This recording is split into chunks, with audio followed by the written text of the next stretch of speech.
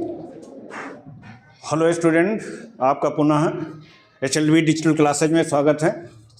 मैं CM Verma chemistry का अगला नया वीडियो लेकर आया हूं। इसका पहला क्वेश्चन है, निम्नलिखित अपक्रिया वाले सेल को निरूपित कीजिए। Zn plus Cu2 plus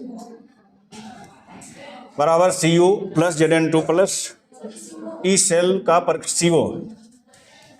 E cell का परिकलन कीजिए। E0 सेल बराबर दिया हुआ है। देखिए, अब हमारी सेल अपक्रिया लिखनी है तो हम देख रहे हैं जिंक का Zn2 प्लस में ऑक्सीकरण हो रहा है और Cu2 प्लस CO का CO में अपचयन हो रहा है। तो कह रहा है निम्नलिखित अपक्रिया वाले सेल को निरूपित कीजिए। हमें पहले सेल को निरूपित करना है तो हमारा ये हो जाएगा Zn ऑब्लिक Zn2 प्लस और इसकी सांद्रता दी है 0.01 m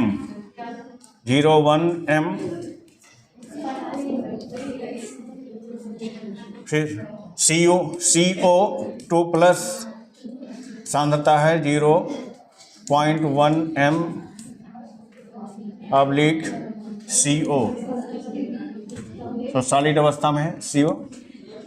तो ये हमारी सेल अपक्रिया हो गई। ये हमारा सेल निरूपण हो गया। अब कह रहा है इसके ई सेल का परिकलन कीजिए। अब देखिए, ई सेल बराबर होता है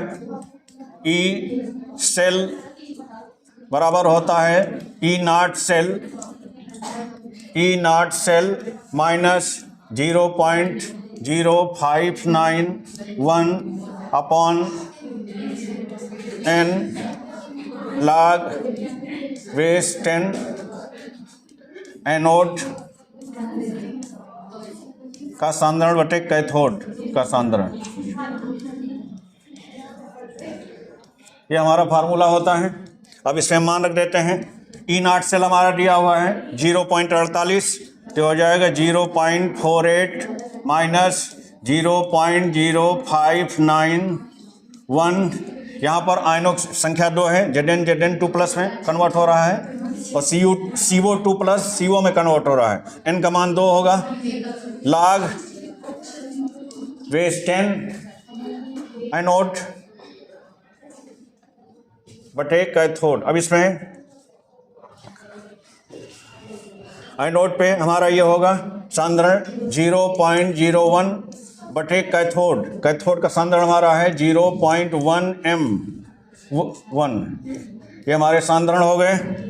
तो हमारा हो जाएगा 0.48 माइनस 2 से डिवाइड कर देंगे तो 0.0, 2 दूना 4, 1 2 नवा 18, 2 पंची 10। ये हो जाएगा log base 10।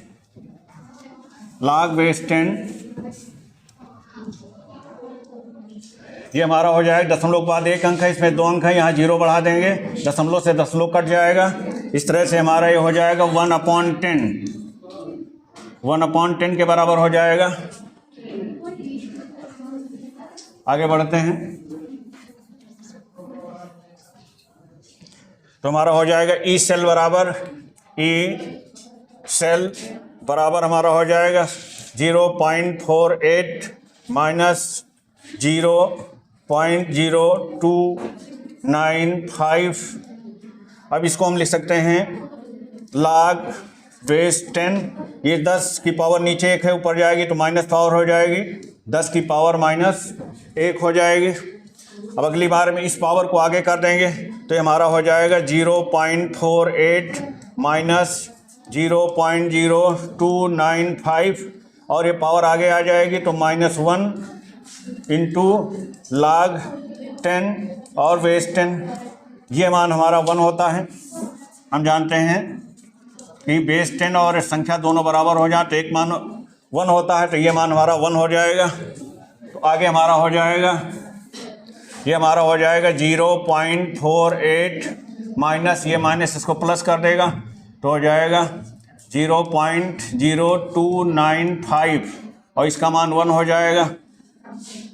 तो ये 0.48 प्लस 0.0295 दोनों को ऐड कर देंगे तो हम 0.48 में हमें जोड़ देना है 0.0295, यहाँ 2 जीरो बढ़ा देंगे तो ये हमारा हो जाएगा। 0 में 5 जुड़ेगा 5, 0 में 9 जुड़ेगा 9, 8 2 10 का 0, 4 1 5।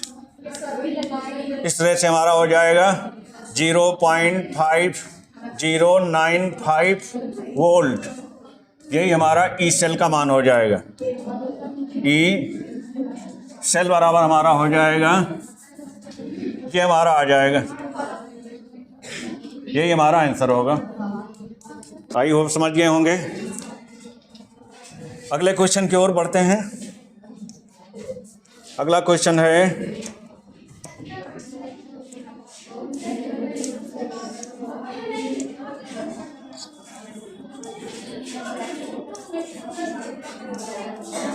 है हमारा ग्लूकोज के 1 बिलियन में 12 ग्राम ग्लूकोज अणुभार 180, 100 ग्राम जल में 12 ग्राम ग्लूकोज है, अणुभार उसका 180 दिया है, 100 ग्राम जल में घुला है। इस बिलियन का क्वथनांक दिया है 100.30, 34 डिग्री सेंटीग्रेड है। जल के मोलल उन्नयन स्थिरांक की गणना कीजिए। अब देखिए, जो भी हमारा सब्सटेंस है तो ग्लूकोज के अणुभार का सूत्र का फार्मूला हमारा होता है, अणुभार m बराबर हमारा होता है 1000 गुणे के क्वथनांक पूछ रहा है, मोलल उन्नयन स्थिरांक क्वथनांक पूछ रहा है तो Kb हो जाएगा, गुणे विलेय का भार हो जाएगा, बटे क्वथनांक में उन्नयन डेल्टा Tb हो जाएगा, गुणे विलायक का भार हो जाएगा।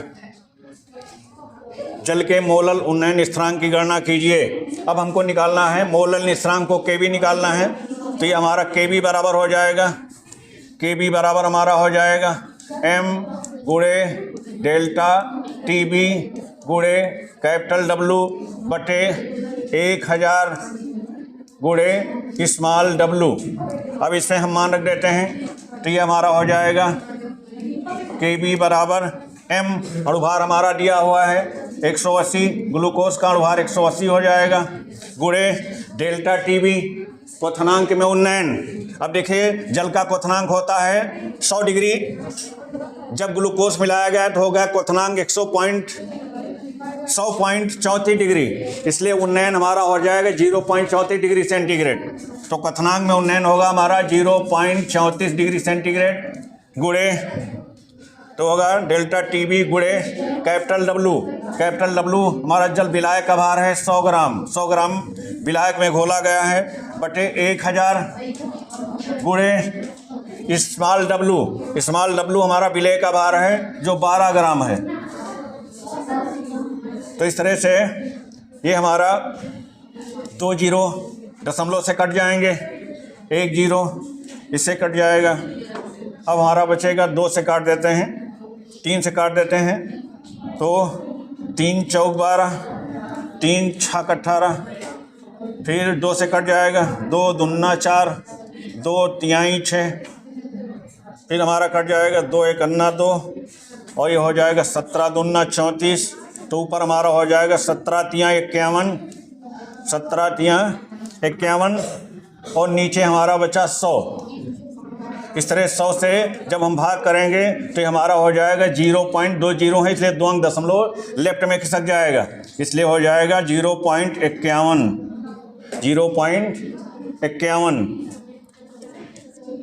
केल्विन किलोग्राम प्रति मोल, केल्विन किलोग्राम प्रति मोल। ये हमारा ये हो जाएगा मोलल उन्नयन स्थिरांक आ जाएगा।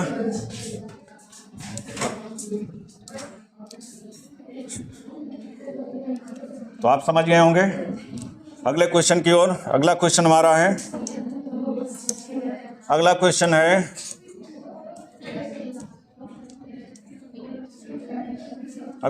है क्लोरोबेंजीन को निम्नलिखित में से कैसे परिवर्तित करेंगे।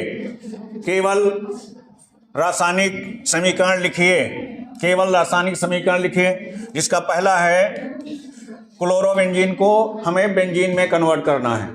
अब देखिए क्लोरोबेंजीन क्या होती है। जब बेंजीन रिंग से एक हाइड्रोजन परमाणु को एक क्लोरीन परमाणु से प्रतिस्थापित कराते हैं तो हमारा क्लोरोबेंजीन बनता है। अब इस क्लोरोबेंजीन को हमें बेंजीन में कन्वर्ट करना है। अब इस क्लोरोबेंजीन का हम अब चयन कर लेते हैं। अब चयन करा देते हैं H2 की उपस्थिति में Al/NaOH उत्प्रेरक की उपस्थिति में, तो ये Cl HCl के साथ निकल जाता है और यहाँ का H यहाँ चला जाता है। तो इस तरह से हमको ये बेंजीन रिंग प्राप्त हो जाती है। तो इस तरह से ये बेंजीन रिंग प्राप्त हो जाएगी और हमारा HCl बन जाएगा। इस तरह से हमारा क्लोरोबेंजीन, ये हमारा है क्लोरोबेंजीन जो हमारा बेंजीन में कन्वर्ट हो जाता है, क्लोरोबेंजीन, और ये हमारी हो जाती है बेंजीन बन जाती है। फिर इसका दूसरा पार्ट है फिनाल में निखिल में कैसे परिवर्तित करेंगे। अब क्लोरोबेंजीन को फिनाल में कन्वर्ट करना है। अब देखिए हमारी क्लोरोबेंजीन है, बेंजीन पे अब Cl जोड़ देते हैं हाइड्रोजन प्रतिस्थापित करा के, तो हमारी क्लोरीन बन जाती है। इस क्लोरीन की क्रिया हम करा देते हैं NaOH से करा देते हैं, तो हमारा HCl बन करके निकल जाता है और रिंग के ऊपर O, रिंग पे हमारा ONa के रूप में जुड़ जाएगा। बेंजीन फिनॉक्साइड आयन बन जाता है। ये देखा जाए तो माइनस ये प्लस के रूप में हमारा बेंजीन पे लग जाता है। अब इसका हम जल अपघटन करा देते हैं। H2O।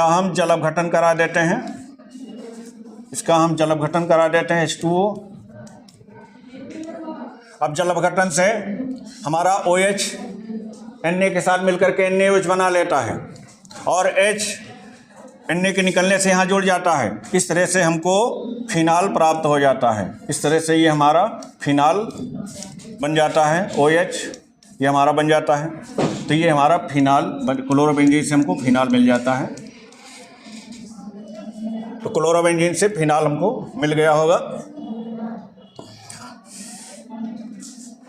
फिर अगली क्रिया है टालवीन। हमें क्लोरोबेंजीन से टालवीन प्राप्त करनी है। अब देखिए क्लोरोबेंजीन से टालवीन कैसे प्राप्त करते हैं। आई होप समझ गए होंगे। अब आगे बढ़ते हैं। अगला है तीसरा, हमें टालवीन, क्लोरोबेंजीन से टालवीन प्राप्त करना है। अब देखिए क्लोरोबेंजीन बेंजीन पे Cl जुड़ गया, हाइड्रोजन प्रतिस्थापित करने से क्लोरोबेंजीन बन गई। इस क्लोरोबेंजीन ये एक प्रकार की देखी जाए हमारी फ्रीडल क्राफ्ट एल्कलीकरण करवा देने से हमको टालवीन मिल जाएगी। अब देखिए कैसे मिलेगी। इसकी क्रिया हम करा देंगे CH3Cl से। क्लोरोबेंजीन की हम फ्रीडल क्राफ्ट क्रिया करा देंगे, तो क्लोरोबेंजीन की फ्रीडल क्राफ्ट क्रिया में एल्कलीकरण कराएंगे तो हमको टालवीन मिलेगी। अब एल्कलीकरण में हम CH3Cl से क्रिया करा देते हैं। एल्कलीकरण कराने से नहीं मिलेगा, ये हमको ऊर्टज-फिटिक क्रिया के द्वारा प्राप्त होगा। ऊर्टज-फिटिक क्रिया कराएंगे।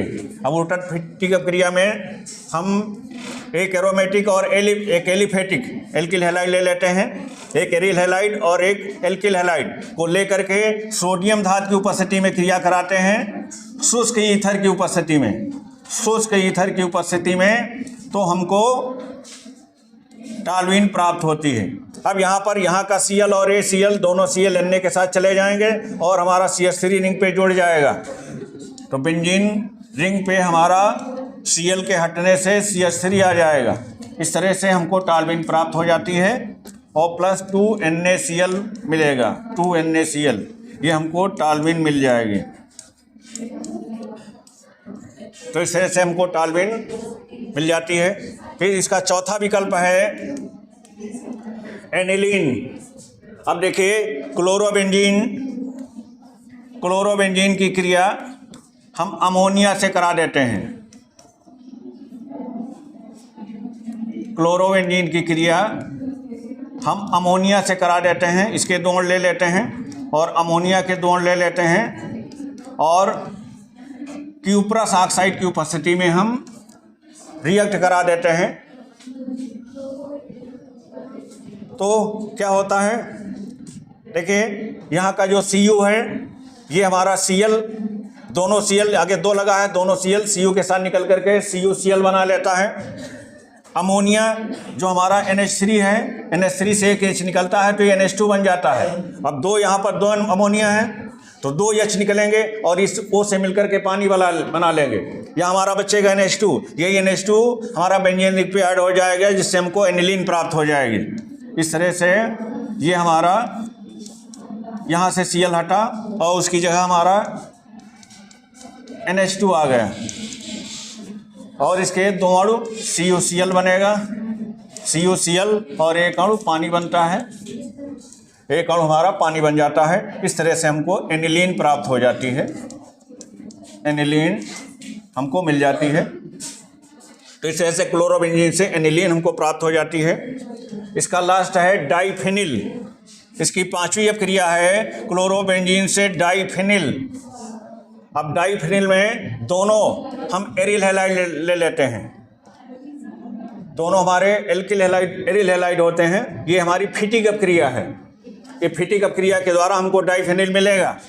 अब देखिए इसमें दोनों एरिल हैलाइड लेंगे तो इसका मतलब इसमें 2 बेंजीन रिंग, 2 बड़ी बेंजीन रिंग को हम 2 क्लोरोबेंजीन को, ये हमारी क्लोरोबेंजीन हो गई। फिर हमने दूसरी भी क्लोरोबेंजीन ले लिया, ये हमारी दूसरी क्लोरोबेंजीन हो गई, बड़ी बेंजीन रिंग बना देते हैं इसमें। इसकी क्रिया हम करा देते हैं Na के साथ, फिटिक अपक्रिया है, 2Na के प्रमाण ले लेते हैं, 2Na से क्रिया करा देते हैं ईथर की उपस्थिति में, शुष्क ईथर की उपस्थिति में।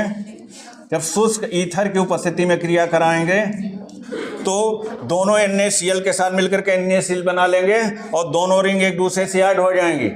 तो इस तरह से हमारी 2 रिंग एक दूसरे से ऐड हो जाती हैं जिससे हमको डाइफिनिल प्राप्त हो जाता है। एक रिंग और ये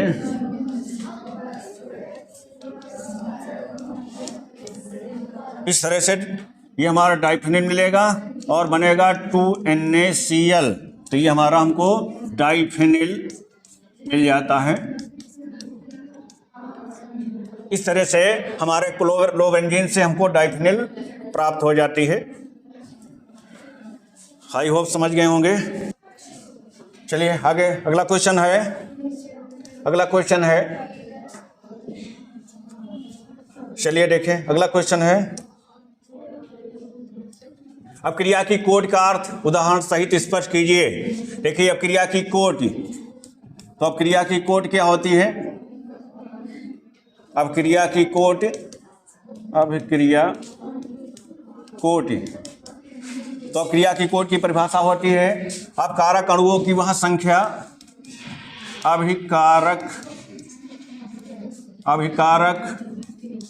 अणुओं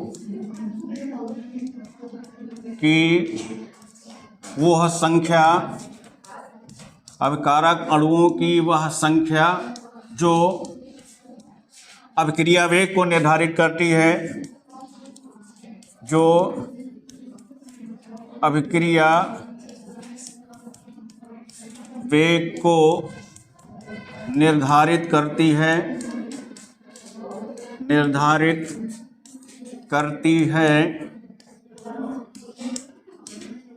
अभिक्रिया की कोड कहलाती है। अभिक्रिया की कोटि कहलाती है। तो अभिकारक अणुओं की वह संख्या जो अभिक्रिया वेग को निर्धारित करती है, अभिक्रिया की कोट कहलाती है। जैसे अगर ग्लूकोज की क्रिया हम पानी से करा दें, C12 H22 O11 plus H2O, तो हमारा बन जाता है glucose, C6 H12 O6 glucose plus fructose C6 H12 O6 मिल जाता है। तो इस तरह अपक्रिया की यहाँ पर अपक्रिया जो है ये प्रथम कोट की है, क्योंकि ग्लूकोज का अणु अपकारक में अपक्रिया की कोट में गिना जाएगा, लेकिन H2O अपक्रिया की कोट में नहीं गिना जाएगा। तो इस तरह से ये अपक्रिया हमारी प्रथम कोट अपक्रिया है। फिर आगे है एक प्रथम कोट की अपक्रिया का अर्ध आयु काल दिया है 60 है। कितने समय में अपक्रिया 90% पूर्ण हो जाएगी? कितने समय में अपक्रिया 90% पूर्ण हो जाएगी? तो देखिए यहाँ पर समय पूछ रहा है, तो हमारा सवाल है कि प्रथम कोट अपक्रिया का अर्ध का आयुकाल 60 मिनट है। तो हमारा अर्धायुकाल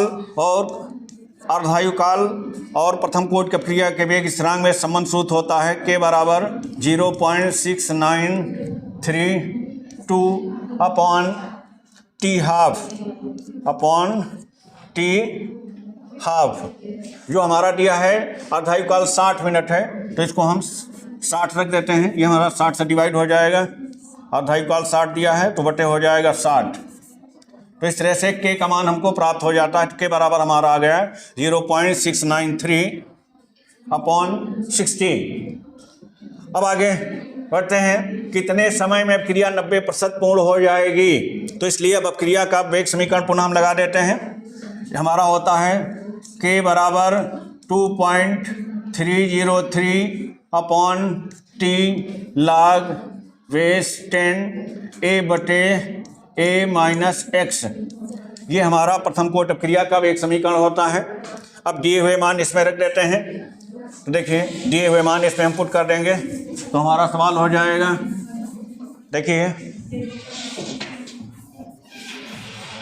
तो हमारा K बराबर हो जाए, तो हमारा हमको समय निकालना है, तो हम T को पक्षांतित करके यहाँ लाते हैं। तो हमारा हो जाएगा T बराबर 2.303 अपॉन K को यहाँ ले जाएंगे तो हो जाएगा हमारा K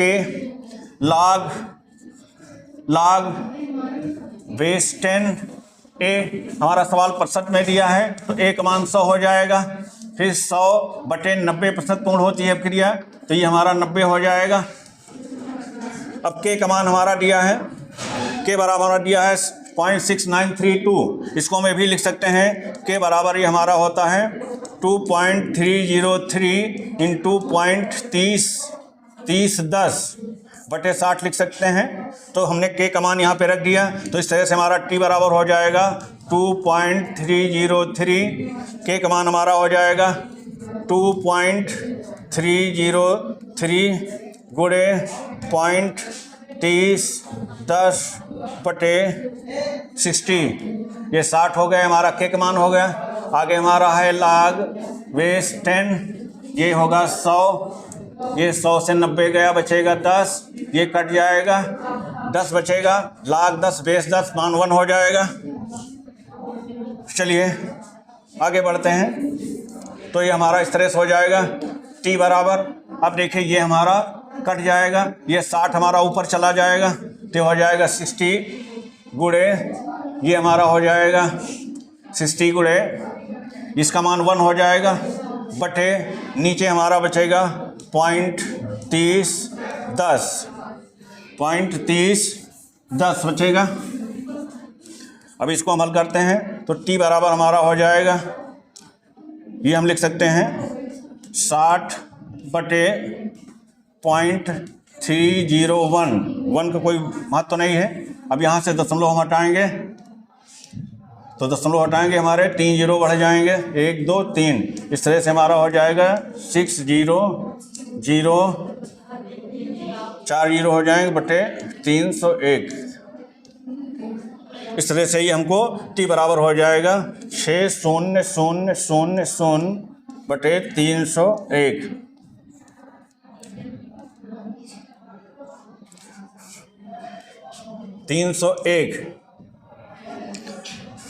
तो T बराबर हमारा, अभी आंसर आप देखिए 301 को हम डिवाइड करेंगे 6000 से, 4 जीरो हैं हो गए, तो हमारा जाएगा ये 301 है, तो ये हमारा जाएगा 9 बार।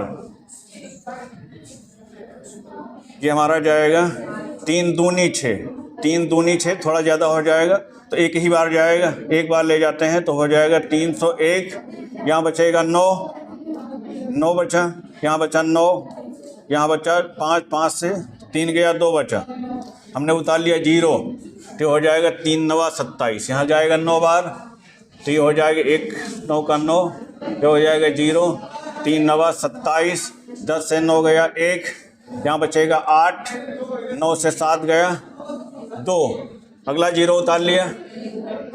अब हमारा जाएगा 3 9 27, फिर 9 बार चला जाएगा, तो हो जाएगा 2 7 0 9, यही हमारा हो जाएगा।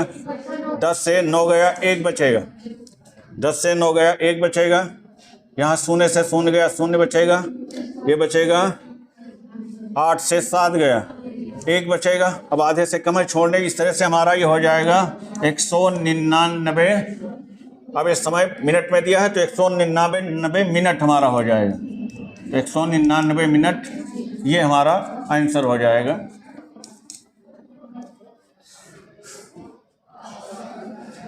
तो ये फिर अगले वीडियो में, ये चैनल पे नए हैं तो चैनल को सब्सक्राइब जरूर करें। धन्यवाद।